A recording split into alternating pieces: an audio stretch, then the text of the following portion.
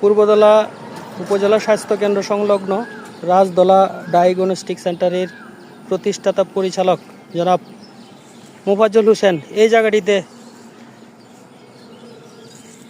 হ্যান্ডটলি এবং মোটরসাইকেল সংঘর্ষে এখানেই সে অ্যাক্সিডেন্ট করে এবং সাথে সাথে একজন মারা যায়।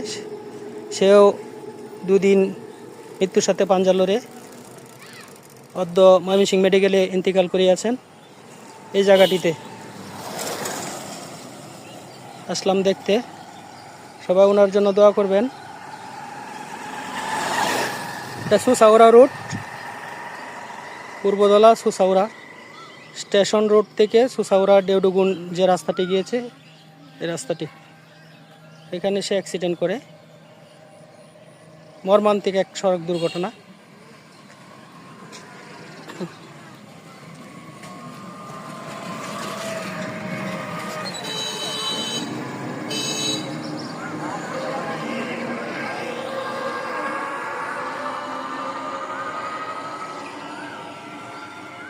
তার বাড়ির কাছেই।